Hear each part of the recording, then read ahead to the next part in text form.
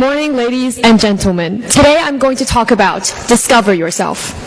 Ever since the accelerated development of human civilization, perpetual scientific discoveries of nature had accompanied mankind all along the journey. It was by discovering the world around us that human beings have been able to lead a more sophisticated life. However, as G.K. Chesterton once said, one may understand the cosmos, but never the ego. The self is more distant than any star.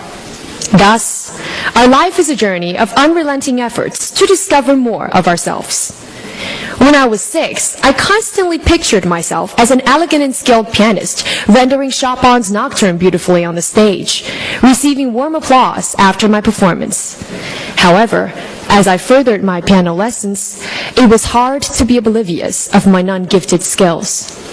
Sometimes I couldn't help but have this feeling of despair when I woke up to the reality and discovered that my goal was unrealistic. Brutal but real. It was the first time I had discovered that I couldn't have it all. When I was 12, I thought the coolest job in the entire universe was to be a surgeon. I spent hours and hours watching the drama Grey's Anatomy and couldn't help falling in love with the kind of life those doctors lead on the screen. I was utterly mesmerized by the scalpel and all those fancy medical terms they use. However, I stopped dreaming about being a surgeon when I discovered that it was the idea of being a surgeon that appealed to me, not what it truly was. As a result, the dream ended, and I discovered some more about myself. This year, I turned 16, and I could proudly say I do not dream to be, but ascertain to pursue being a lawyer in the future. Since junior high school, I had always been awarded the most eloquent debater in every single debate I participated in. I can not only think logically, but also deliver my thoughts promptly.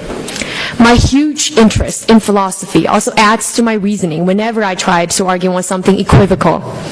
Being aware of the obstacles and hardships on the way to becoming a great lawyer never panics me, for the simple reason that I have this faith and passion in what I'm aspiring after.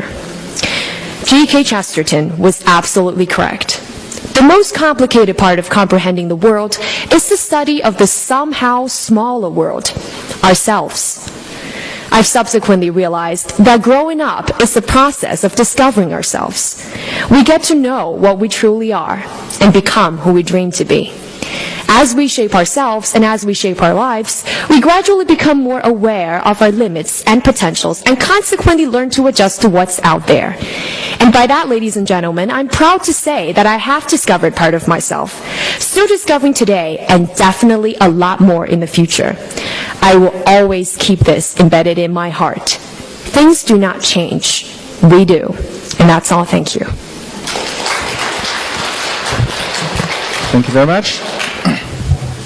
Now, here is your topic for impromptu speech. It is kind of challengeable. Nowadays, many students fall in love in high school. Do you support this behavior? And will such love relationships last long? And is it good for students' future development? Your idea, please. Okay, thank you very much. First of all, I would like to say that this is a rather prevalent phenomenon these days. We can see that a lot of students around me are having this kind of young puppy love. And I think it's utterly normal for them because I can understand why they do this. They're trying to seek recognition from the other sex instead of from academic success. However, I am utterly against it because I think it's utterly detrimental to our future development and also it will never last long. First of all is that we can understand that we're still rather immature psychologically at this current stage. And the most important thing for love is that we cannot actually thoroughly understand what love is. And for the most important part is that I could see students around me having puppy love as simply messing around, seeking pleasure instead of making commitments. And because of this kind of flimsy aptitude, I think all they could do is to mess around. And that's why puppy love dies in the blink of an eye. And for example, I could see Mary would be dating David on the first day of November. However, 2 days later, she's kissing Tom on the other side of campus. And that's very normal these days. And secondly, I think it's because for puppy love, it's very detrimental to our future development because at this particular stage of our time, what we should do is to allocate our valuable time to studying and participating in extracurricular activities in order to go to a wonderful college in the future. And time is scarce. Because of that, I think it was Shakespeare who once said, "Love is blind." And a lot of young students sort of lost themselves in this procedure, and that is very, very costly. And so, in conclusion, I would like to view this problem from the view of economics. When we're making rational choices, we should consider the marginal benefits and marginal cost of a particular problem. And in the case of puppy love, I see the marginal cost exceeds the marginal benefit a lot. And that is the reason why I think this is something that should not be appropriated. And for the case of those people who are thinking that true love might be lost through this way, I would say that true love can wait. Because if not, it will not be true love at all. And we'll have nothing to lose. And that's the reason why I have this kind of opinion. Thank you.